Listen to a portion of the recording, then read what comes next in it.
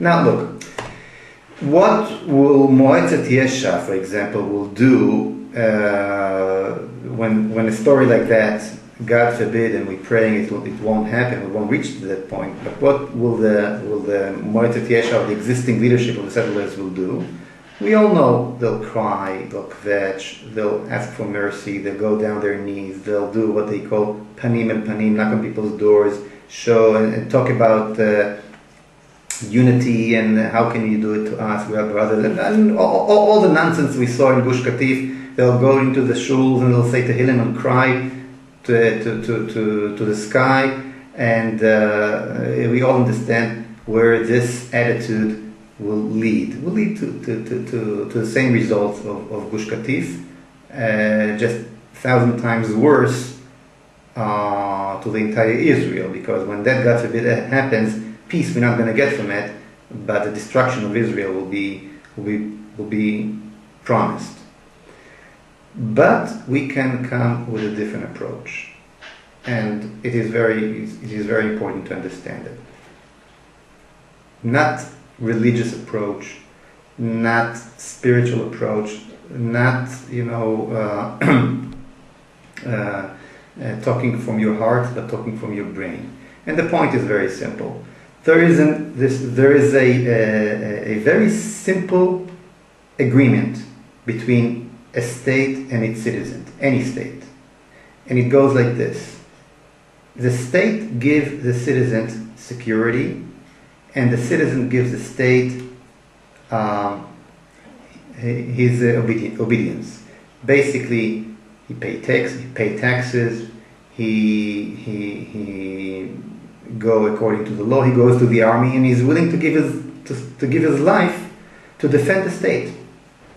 The security is the basic thing that every state owe to its people. Even it doesn't matter if it's democracy or theocracy or dictatorship, it doesn't matter. A sovereign state owe its people security. Even the Rambam says, Melech oseh milchamot u'mishpat. Wars, the king owes two things: wars and justice system. Which and the justice system, by the way, is actually the other side of the same coin of security. Meaning security to the enemies from outside, and security against inside kind of terrorism, or thieves, or murderers, and so on. So this is the point. There is an agreement between the people and the state, and we're supposed to get security from the state. Now, if the state of Israel, who got from the settlers their part of the deal, we paid taxes, we went to the army, we lived according to the laws, we did our share. Now comes the country and say, we cannot give you security anymore in Beit El. Okay, Yishai, the state of Israel is coming to you and tells you, I cannot fulfill my part of the agreement. What do you do then? You can cry and kvetch, as I mentioned before, and get nothing. Or you can come to the state and say, hey, you cannot fulfill your side, that's fine. But when you break the package, you split the goods between the two. When a couple decided to get divorced, so they split the goods. Okay, if the agreement doesn't hold anymore, you split the goods. One gets the car, one gets the apartment, and so on. The state of Israel, in order to defend itself, took my money from a citizen of Beit El, took your money, citizen of my money, citizen of Karnei Shomron, your money, citizen of Beit El, and bought weapons, bought tanks, bought airplanes, and so on. We are 5% of the population here. Before you go, leave here. You owe us at least this 5% of the equipment you bought to defend us, and decided not to, because it was bought with our money. I'm not talking about paying for our homes and for everything else, but you can say you don't have money. What can I do? You owe it to me, but you don't have money, so don't pay. But what you already have when you bought with our money, you owe us. You owe us. I think if God forbid that question will rise, and the attitude of the settlers will be that attitude, not looking for mercy, but looking for your rights, that will take out the air from this big balloon. Because basically, when the left is saying, and they already saying, articles in Haaretz, and this idea is being mentioned today more and more, and you'll see it more as time goes, if we will come with that attitude right now, we'll actually uncover what the left is really trying to say. What the left is really trying to say is, we cannot get our hands dirty dragging 300,000 Israelis, Jews from their homes in Yehuda Shomron. So let's take a subcontractor. Let's take Abu Mazen and his gangs to do it for us. That's what they're really saying. And we should come and say, we're not leaving our home. We are Israeli citizens. We want to stay Israeli citizens. We're not looking for Medinat Yehuda. But if you're going to do that, we are going to stay and we are going to defend ourselves.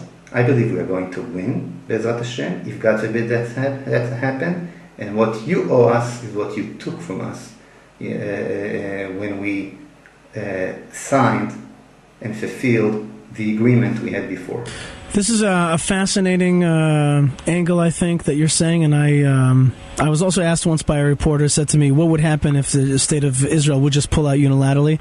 I said, well, we'd probably defend ourselves and thereby also evict all of our enemies from our land. And the reporter was very surprised, and it's in line with what you're saying. I said, yes, you'll see, we'll push out all the people who are not willing to live in peace with us on this land. They will have to go. They will go, and we will push them out because we will be acting bravely and with biblical kind of heroism, and we'll completely win what's ours.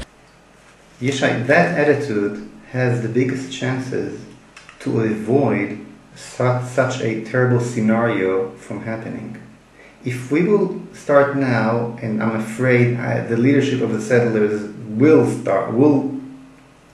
use a total different attitude of as I mentioned before, kvetching and screaming and yelling, that will just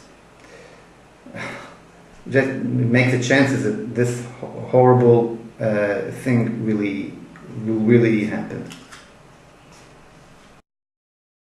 Moshe Feiglin is one of the preeminent thinkers of Zionism today, and he heads up the Manhigut Yehudit, the Jewish leadership faction of the Likud, to try to take over the Likud and put into it what it always wanted to have, which is true Jewish leadership. You can find out more about this thinking, his thinking, and the party platform at jewishisrael.org, jewishisrael.org, and of course listen to Moshe Feiglin on Manhigut Mondays here on Yishai and Friends on Israel National Radio every Monday. Yishai. We have to focus ourselves on creating a new kind of leadership to the existing state of Israel. Right. We should not get despair and fall into some kind of thinking, how are we going to live on an isolated island somewhere until Mashiach will come? And the chances are great. As big as the difficulties are, the chances to succeed getting bigger. It looks like Bibi is on the horse, as they say, and everything is going well for him. He is going to fall. I don't know if it will happen a few months or it will happen a year and a half from now, but it doesn't matter. He is going to fall like every other leader in Israel that went against the land of Israel, against the land, the Jewish sovereignty in all the parts of the land of Israel. He's going to fall.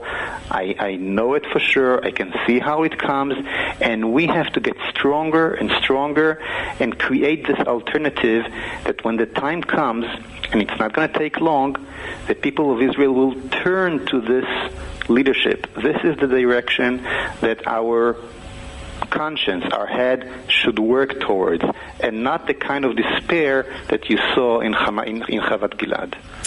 Moshe Feiglin, thank you so much for being with us for this fascinating discussion. Thank you very much.